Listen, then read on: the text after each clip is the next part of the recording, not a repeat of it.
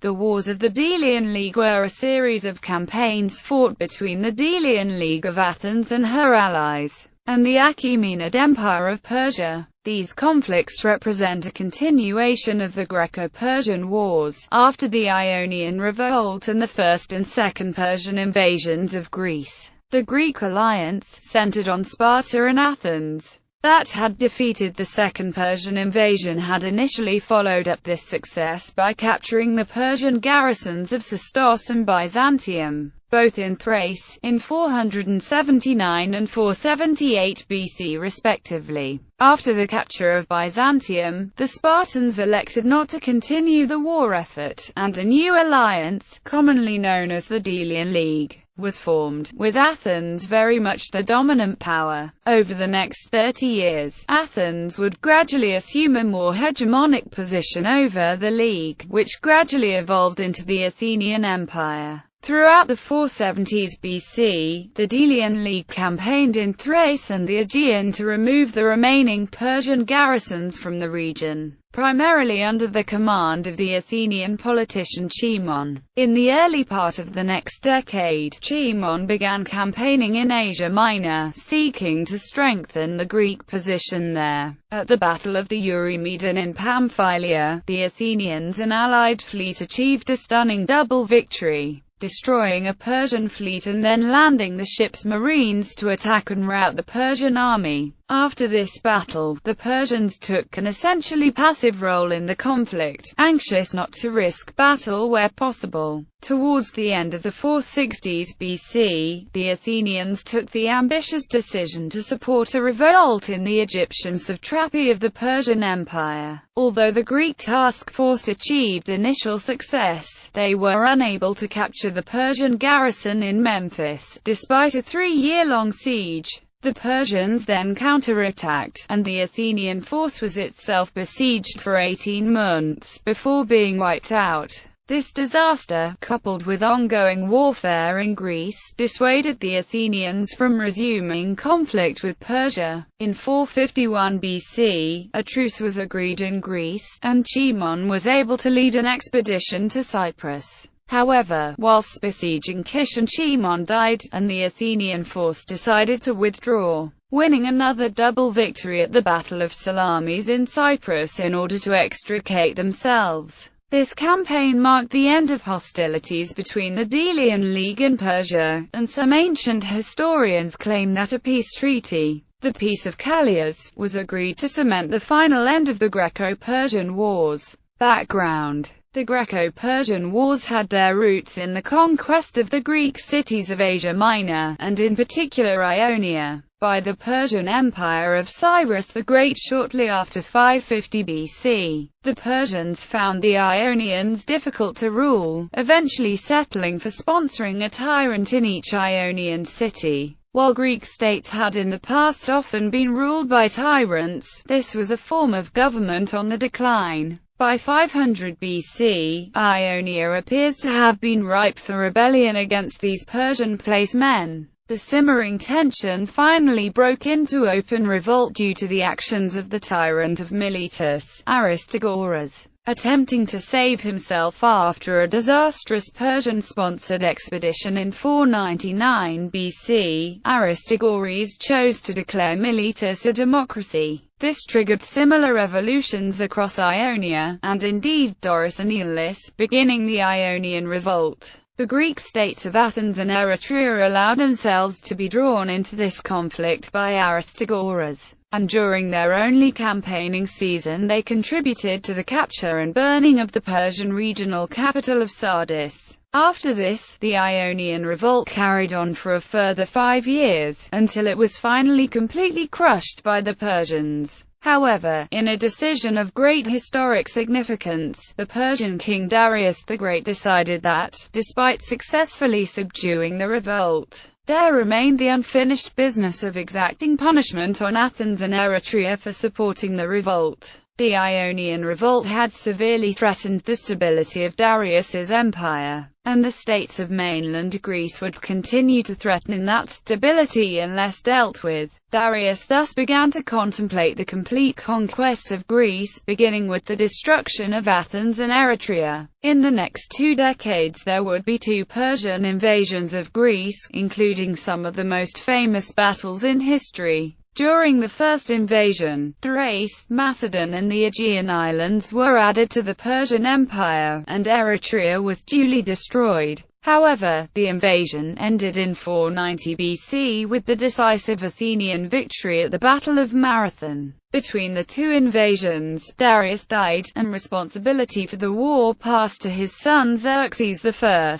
Xerxes then led the second invasion personally in 480 BC, taking an enormous army and navy to Greece. Those Greeks who chose to resist were defeated in the twin battles of Thermopylae and Artemisium on land and at sea respectively. All of Greece except the Peloponnesus thus fell into Persian hands, but then seeking to finally destroy the allied navy, the Persians suffered a decisive defeat at the Battle of Salamis. The following year, 479 BC, the Allies assembled the largest Greek army yet seen and defeated the Persian invasion force at the Battle of Plataea, ending the invasion and the threat to Greece. According to tradition, on the same day as Plataea, the Allied fleet defeated the demoralized remnants of the Persian fleet in the Battle of Mycale. This action marks the end of the Persian invasion, and the beginning of the next phase in the Greco-Persian Wars, the Greek counterattack. After Mycale, the Greek cities of Asia Minor again revolted, with the Persians now powerless to stop them. The Allied fleet then sailed to the Chersonesos, still held by the Persians, and besieged and captured the town of Sestos.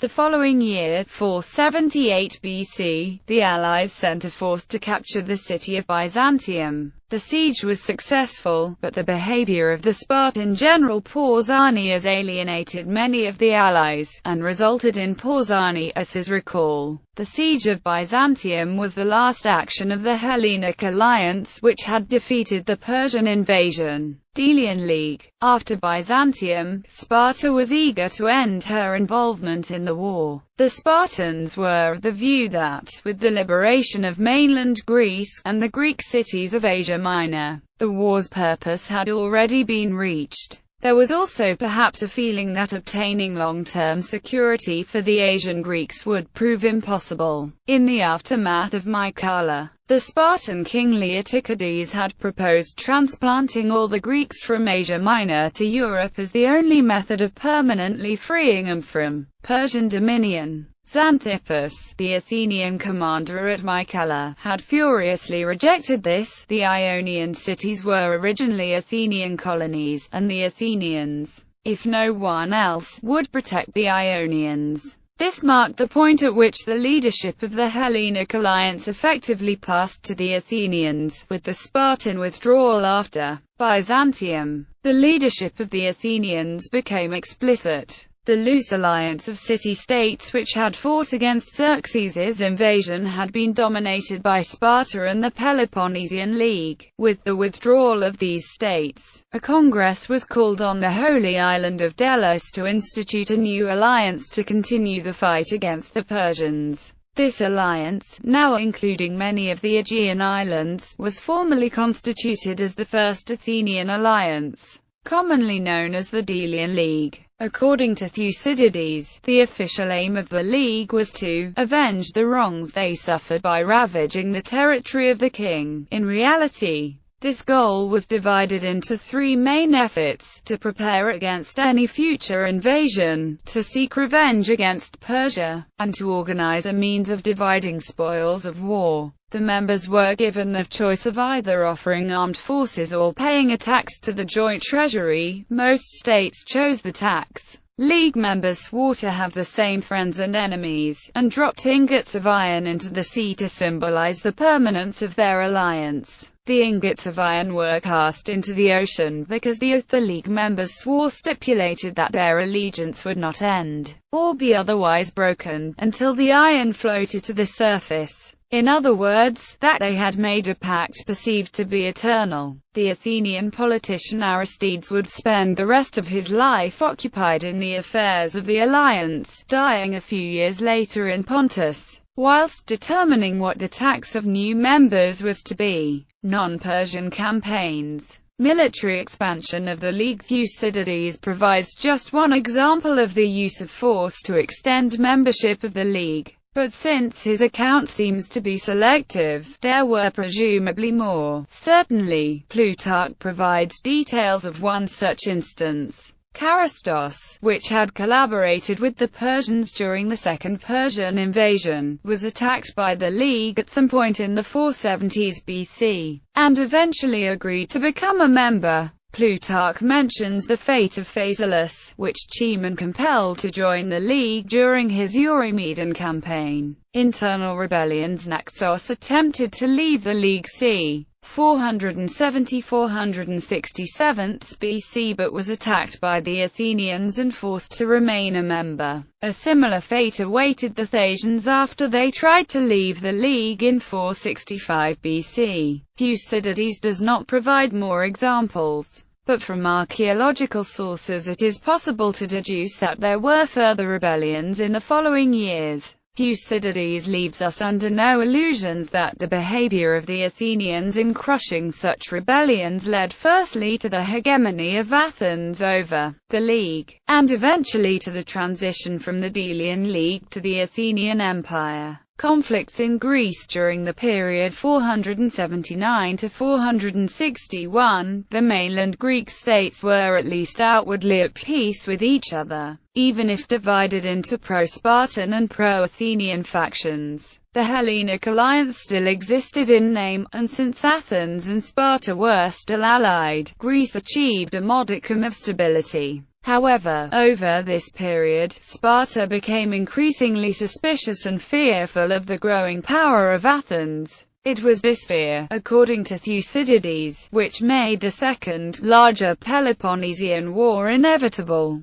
Athens sent troops in 462 BC to aid Sparta with the Messenian revolt, under the terms of the Old Hellenic Alliance. The Spartans, however, in the fear that Athens might interfere in the political situation between the Spartans and their helots, sent the Athenians home. This event directly led to the ostracism at Cimon, the ascendancy of the radical Democrats over the previously dominant aristocratic faction in Athens, and the First Peloponnesian War between Athens and Sparta. This conflict was really the Athenians' own struggle, and need not have involved the Delian allies. After all, the League members had signed up to fight against the Persians, not fellow Greeks. Nevertheless, it does seem that at least at the Battle of Tanagra, a contingent of Ionians fought with the Athenians. The conflicts in Greece during these years are, however, not directly relevant to the history of the Delian League. It can be seen, however, that the First Peloponnesian War may have hastened the transition of the Delian League from an Athenian-dominated alliance to an Athenian-ruled empire.